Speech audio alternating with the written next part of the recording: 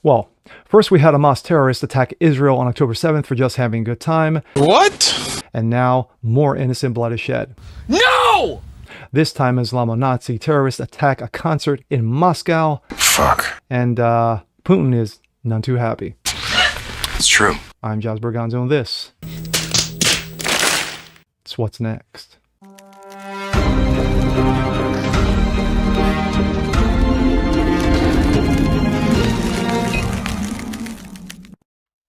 What's up, everyone? Jazz Berganzo, What's Next, your daily dose. Hope you guys are feeling good today. And of course, this is video number 2 for the Saturday weekend edition.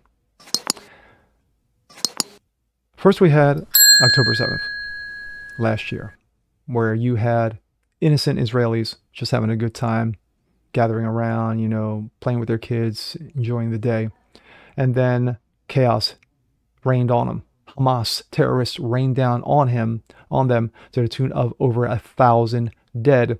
And of course, you had Benjamin Netanyahu calling out all-out war on Hamas and Palestine, which of course Palestine does not exist. But anyway, and we have that ongoing. Ukraine and Russia. We're going on 3 years now of Russia's invasion of Ukraine. And of course, you had Captain Sweatpants running around begging for money to the point that we, as Americans, have coughed up $150 billion. But yet, when it comes to our own welfare, nah, fuck that. The hell with them. Ukraine is more important. Now, we have another attack. Islamo-Nazis attack a Moscow concert last night. We were initially hearing about 40 dead and over 100 injured. Now it's been reported, over 115 dead and 140 injured. And Putin is none too happy. Here we go. This comes out of Breitbart.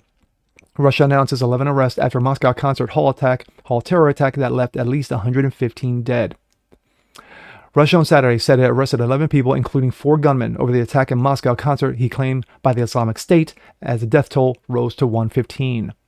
Russia President Putin was yet to comment publicly on the attack, and Moscow has not addressed the Islamic State's claim of responsibility, even as some lawmakers pointed to possible Ukraine connection. Interesting. Camouflage gunmen opened fire at the packed Crocus City Hall in Moscow, northern suburb of Granogorsk, on Friday evening ahead of the concert by Soviet-era rock band Sputnik, and the deadliest attack on Russia in over a decade. Okay, so this was Friday evening, not Saturday. Okay, excuse me, I apologize. Russia's FSB security service says some of the perpetrators have fled towards the Russia-Ukraine border, adding that the assailants had appropriate contacts in that country. It did not provide further details. Some Russian lawmakers are pointing to Kiev without providing evidence. The main interest party could not most likely be Ukraine and its patrons. We cannot rule it out, said senior Russian MP Andrei Karpatov. Ukraine, which has been facing a Russian military offensive for the past 2 years, had nothing to do with the attack, according to a statement by presidential aide Mikhailo Podolak on Telegram. The Kremlin said the head of the FSB security service had informed President Vladimir Putin about the arrest, while authorities warned that the number of fatalities was set to keep rising, with more than 100 still hospitalized and a search of the burnt-out venue ongoing. Yes, it wasn't just attacked by gunmen, they set it on fire. FSB Director Alexander Bolkanov reported to the president in detention of 11 people, including 4 terrorists, involvement in the terror attack at Crocus City Hall, it said. Putin himself had not made any public remarks or been seen in public in more than 12 hours since the attack. Oh, yeah, you don't want to be around him at this point. The Kremlin said that he was being kept constantly informed, and a government official said that he had wished a speedy recovery to the victims. Of course, that was ongoing just the other night. Russia's investigative committee, which probes major crimes, said the rescue workers were still on a working site, pulling bodies from the building. The emergency services have found more bodies while removing the rubble. The death toll now stands at 115 in a statement on Telegram. The number of fatalities was likely to rise further as the governor of Moscow region said rescuers were continuing to scour the site for several days. Investigators said that people died from the gunshot wounds from smoke inhalation after a fire engulfed the 6,000-seat venue. Terrorists used a flammable liquid to set the concert on fire, where the spectators were located, including wounded, said investigative committee. Flames that quickly spread throughout the venue on Friday, and reports of a mass shooting with screaming concertgoers rushing to the emergency exits. Oh, they were not playing. They set the building on fire, so basically they had no choice but to try to stay in the building, and then shot them.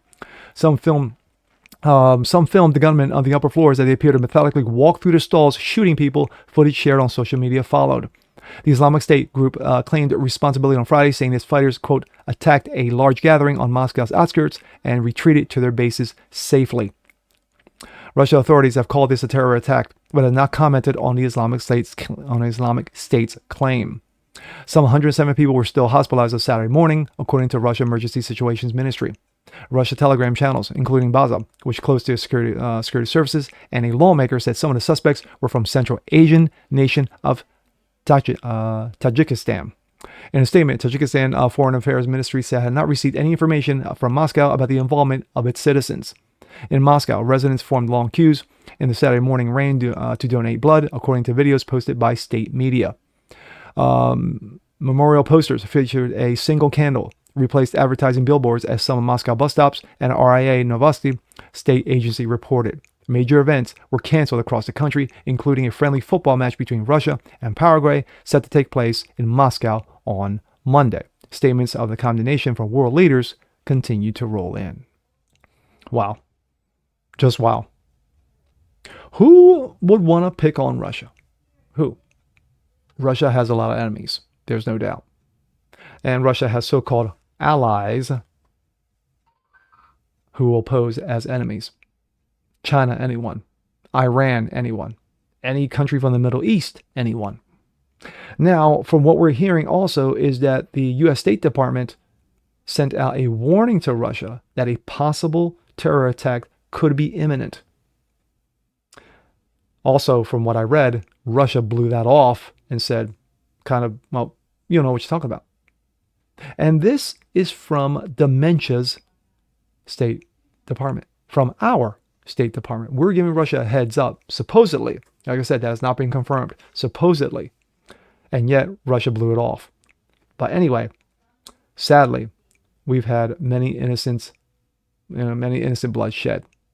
And that is not going to go well, especially when you're dealing with someone like Putin, who is going to put his KGB hat on, and heads are literally going to roll. And if they have to invade another country because of what happened Friday night into Saturday, yeah, he'll do it, and he won't give two fucks.